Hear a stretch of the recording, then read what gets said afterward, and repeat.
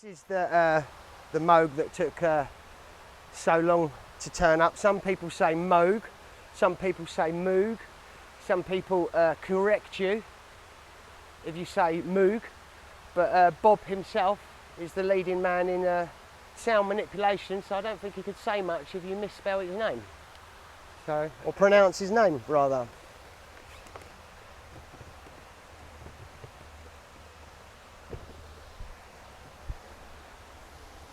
So that's it there, and it comes up on like a tier, different stages like this. And then the cabinet comes up around, the iPads here and the mixers there. They're hand make them, and it took ages, it took absolutely ages. It was worth the wait though.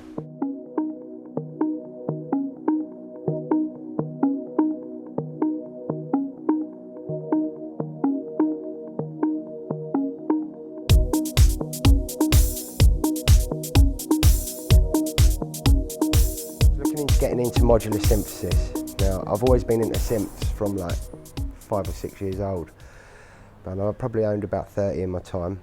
And the next stage up from buying synths from Roland and Korg and Yamaha or whatever, or Moog, is modular synthesis. It's like the geek. So I was looking to get into that, and it's like, I'm not really a geeky person. When I was at school, I was like the thick kid that was good at sport. So I wasn't a nerd or a geek, or I was nowhere near that. And as I've got older, I've developed into a full-bore geek.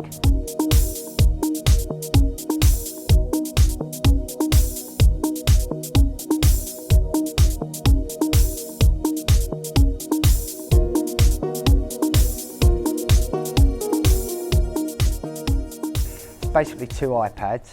The main basis of the iPads is one was actually just a screen to start off with, where I could run a Mac Mini, and then a friend showed us I could use an iPad and use just remotely go straight to a Mac Mini through to the iPad.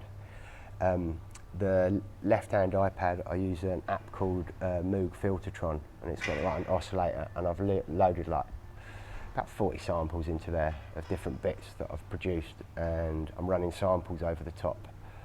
I use CDJ 2000s and memory sticks and CDs, and I bounce through all of it, and it all goes into a DJR 400, which is by a guy whose company is called Electronic Spectacle, and there's only 377 of these mixers on the planet, and it's just one French man in Paris making these mixes, and they rival studio mixers.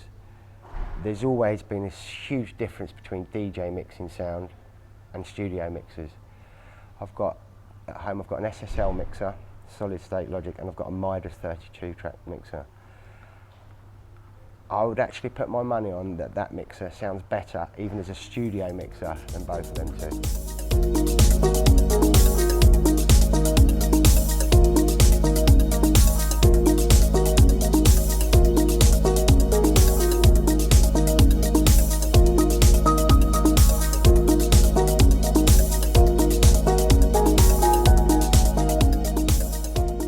Came from Mark Broadbent, the promoter from We Love, and I'm playing him all sorts of music, and something that took him back, or how he says, was I played in an album last year, and it's all down tempo and more of a disco electronica and songs, and more of a pop angle than just straight house music, deep house or club music.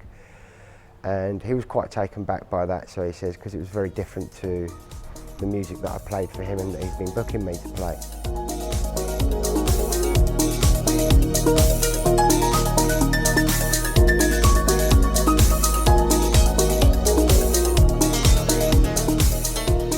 So I think there needs to be a concept as an artistic statement.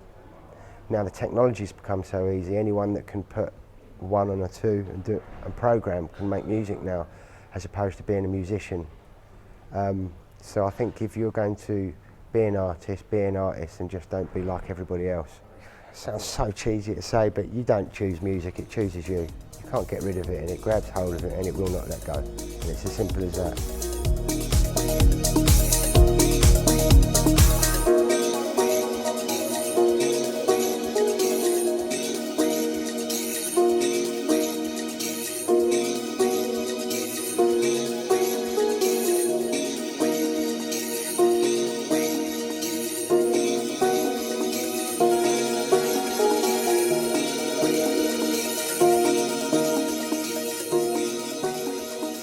researched the setups and the live setups, and I went and saw lots of different people, and I won't tell you any of the negative stuff that I said, but what I did see a couple of people that would do live sets, and they'd have their set and they have their sound and they get booked for that sound. But if there's 2 or 3 rooms and something's going on in the other room, and you play really loud techno, and your room fills out slightly, it's not going to work, and there's no adaptation to it. So what I didn't want to do is just sync records. I mean, up to about 2-3 weeks, I was actually just going to sync the set through the iPads and have 3 hours of my own music all keyed and ready. But all of a sudden I just had a no, that is cheating. And the adrenaline of mixing a record in, there is an adrenaline. Or you might as well just put a CD on, put your headphones off and just press play and stand behind the decks. Where is the...